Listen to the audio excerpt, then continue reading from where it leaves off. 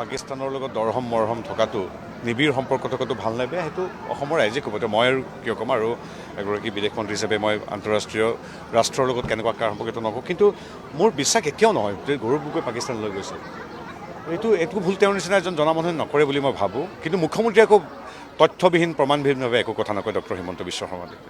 কিন্তু প্ৰথম কথাতে বিশ্বাস কৰিবলৈ টান পাইছোঁ। এতিয়া মুখ্যমন্ত্ৰী মহোদয়ে কোৱাৰ পিছত মোৰ কথাটো অলপ চিন্তা কৰিছোঁ।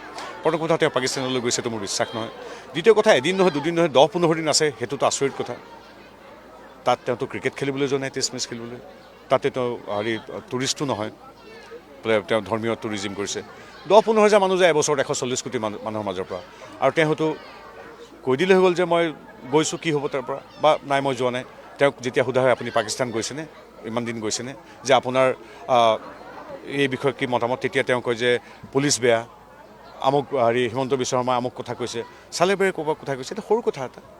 আৰু এইটো কথাটো তৃতীয় যিটো তথ্য দিছে যে তেখেতৰ পৰিবাৰে পাকিস্তানৰ NGOৰ পৰা তেওঁ বেতন ভুগি আছিল, এইবিলাক কিবা বিশ্বাস কৰিবলৈ টান হয়। কাৰণ ইমান সন্মানীয় পৰম শ্ৰদ্ধেয় এগৰাকী প্ৰাক্তন মুখ্যমন্ত্ৰী, এগৰাকী অতি উচ্চ শিক্ষিত ভদ্ৰ সন্তানে এনেকুৱা ভুল কৰিব বুলি মোৰ এতিয়াও বিশ্বাস নাই। কিন্তু মই মানিব লাগিব সংবিধানৰ পক্ষত থাকি সদায় তথ্য সমৃদ্ধৰ প্ৰমাণসিদ্ধ কথা কোৱা হিমন্ত বিশ্ব শৰ্মাদেৱৰ কথা।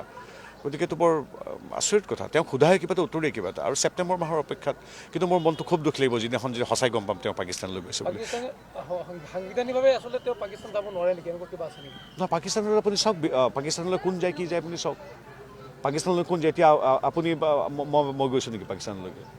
ভাৰতৰ যিসকলে টুৰিষ্ট হিচাপে যায়, নিৰ্দিষ্ট ধৰ্মাৱলম্বী লোকে, যিসকলে ক্ৰিকেট খেলিবলৈ মাজতে কেতিয়াবা এবাৰ দুবাৰ যাবলগীয়া হৈছে, তাৰ বাহিৰেতো পাকিস্তানলৈ মই কাকো খবৰ নিদিয়াকৈ মনে মনে যোৱা মানুহটো মই দেখা নাই। গতিকে সেইটো প্ৰশ্ন আচলতে কিমান প্ৰাসংগিক আপোনাৰ প্ৰশ্নটো মই গম নাপাওঁ, গম পাইছে? এতিয়া মোক কিন্তু বিশ্বাস তেওঁ পাকিস্তান যোৱা নাই বুলি মই এতিয়ালৈকে ভাবিছোঁ।